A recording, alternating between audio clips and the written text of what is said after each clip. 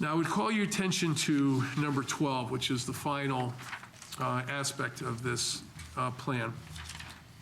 This is something that Mr. Meek, as chairman of the Finance Committee, and Mr. Lyons, as chairman of the board, we have had discussions with our mayor, city council president, regarding this.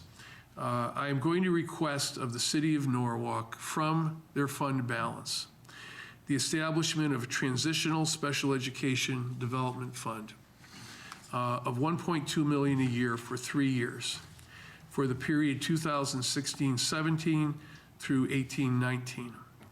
This fund would be used exclusively for the purpose of implementing the priority recommendations of the CREC audit to transition from over-reliance on one-on-one paraprofessional and contracted services to a professional service delivery model for each classification of student need and a full continuum of scientifically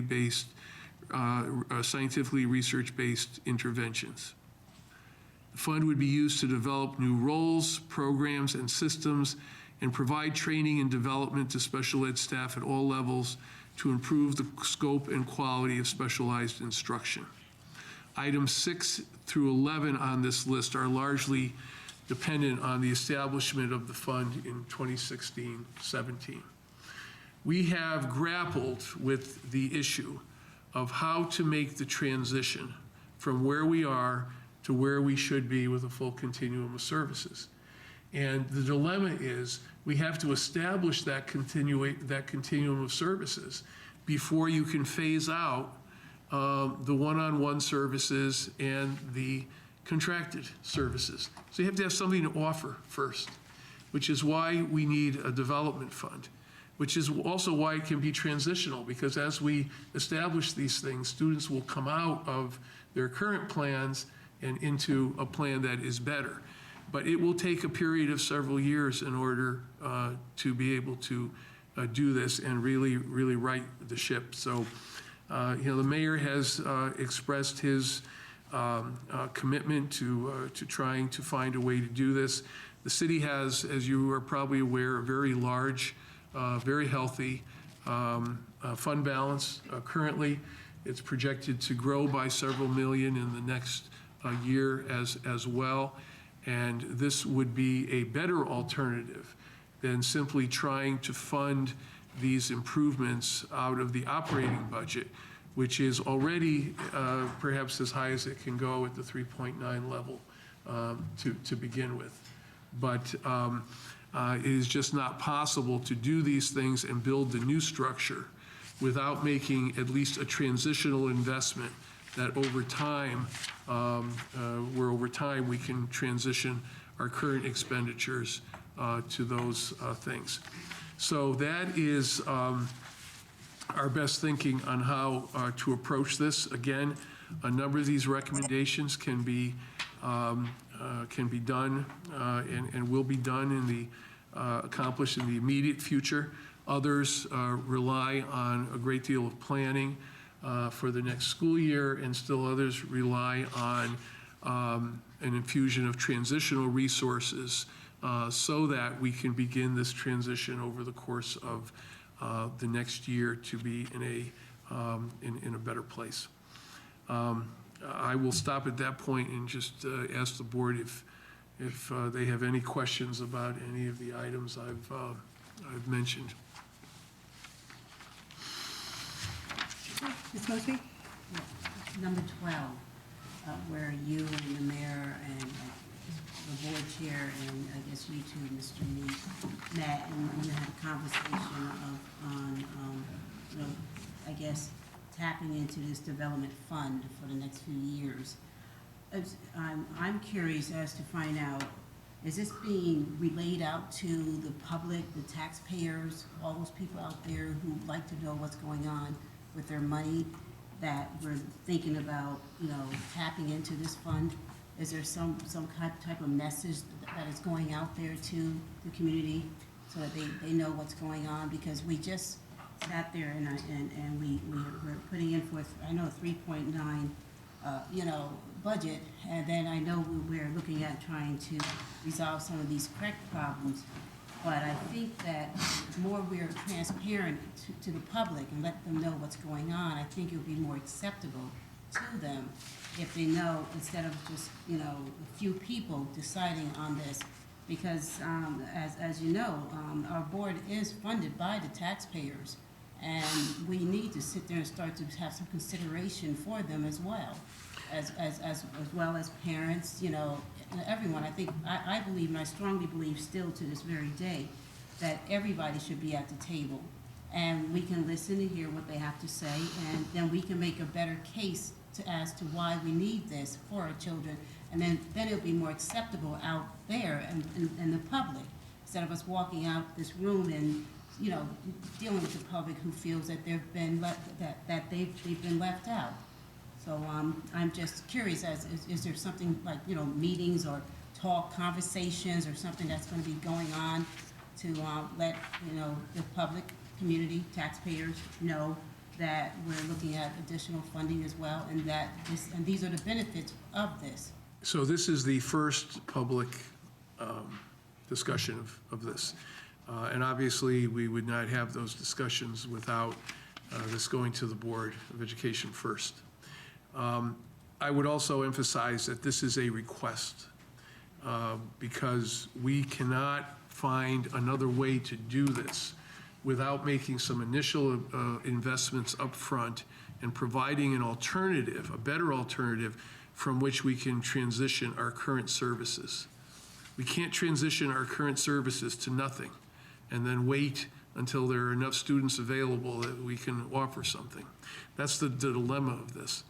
So this is a request. Now, I don't know, the city, in its wisdom and through the work of its finance director, they may have a better alternative. What I'm telling you tonight is that we need some transitional funding mechanism in order to do this. We are also aware that an advantage to the city of using fund balance would be that it does not contribute to the minimum budget requirement for us for the future. This is from the city's perspective.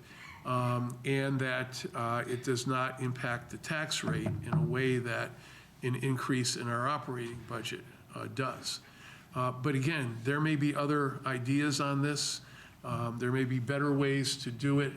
I'm simply pointing out that it's my recommendation that a development fund that sunsets in 3 years, that provides us with the ability to create a structure that we can transition to and repurpose from our current expenditures, is what's necessary. Now, you'll remember in the CREC audit, they did not feel we were spending more money than other districts in special education. They felt we were spending it on the wrong things.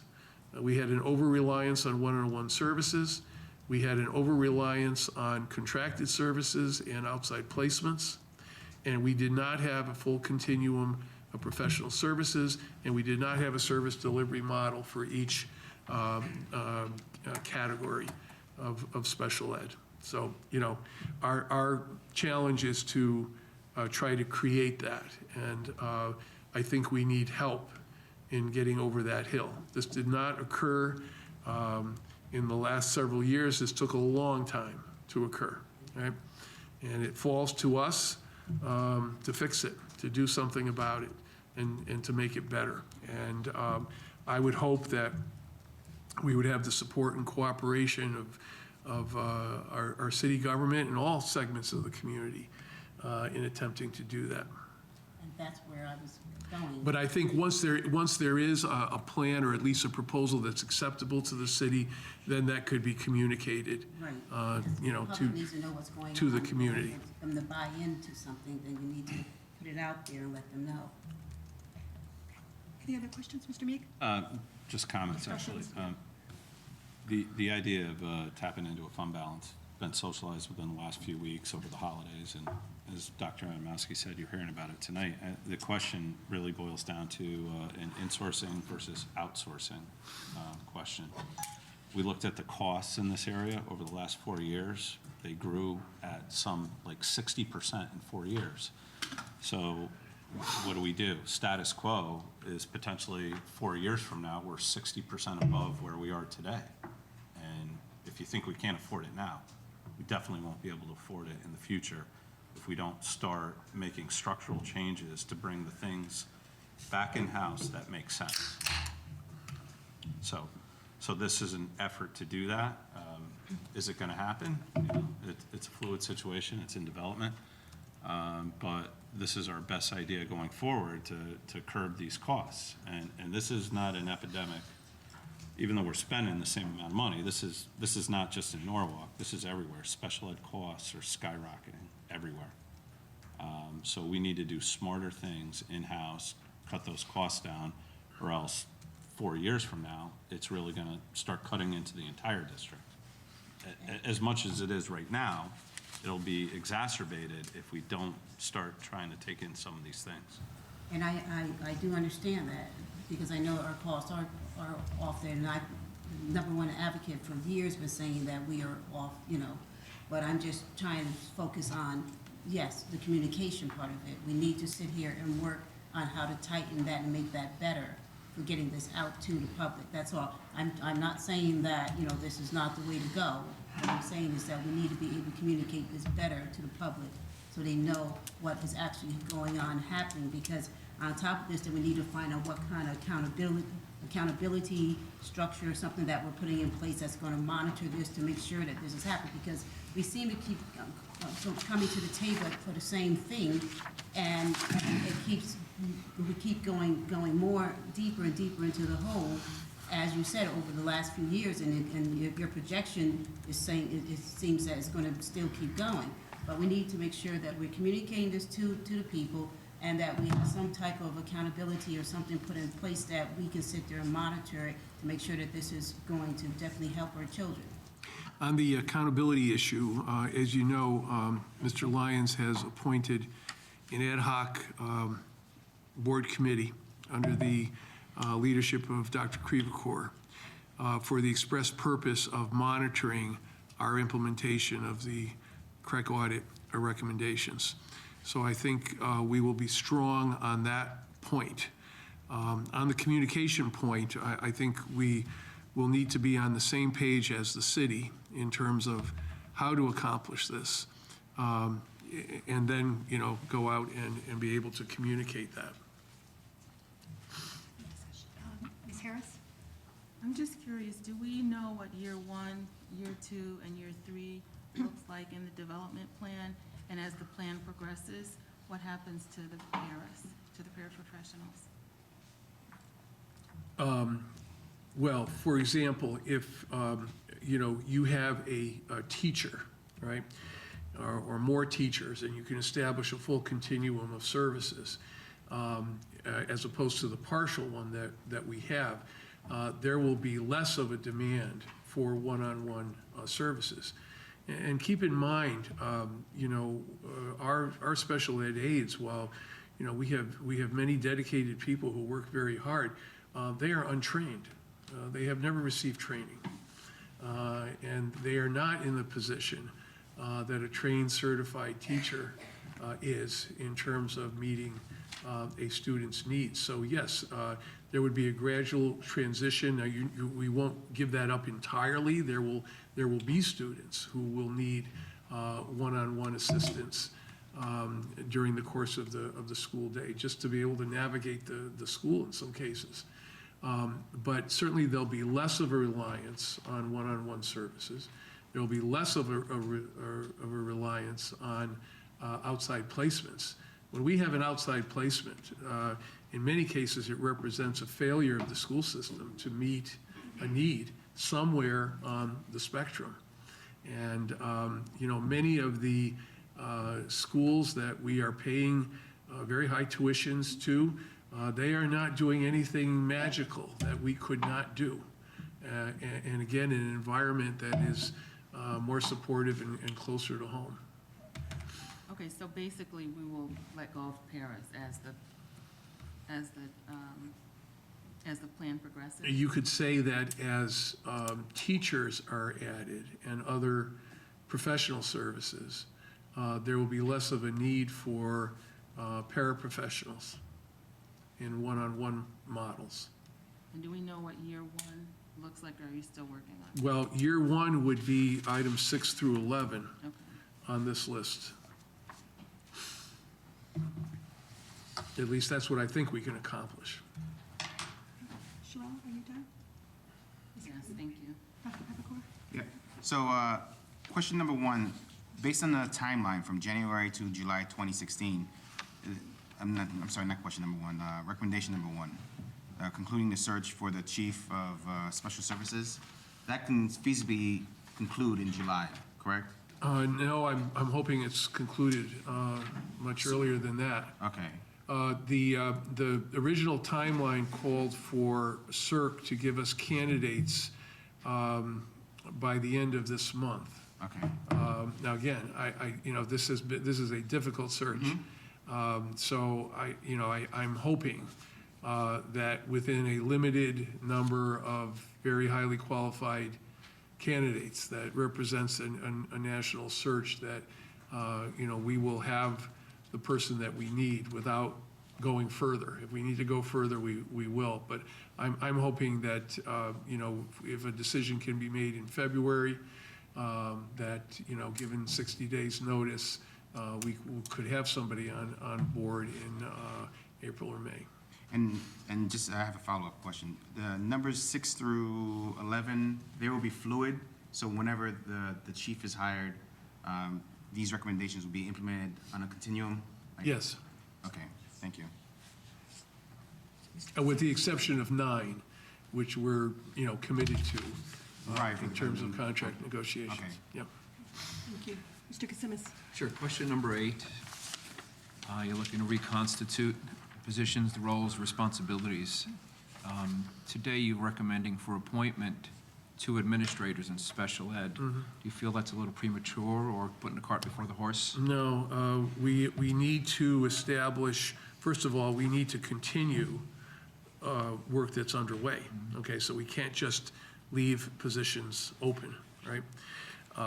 And secondly, I think we want to get to a point where we have a highly qualified staff in place at the time that the chief enters the picture, with possibly one position, which would be the succession position, left open to be selected by the new head.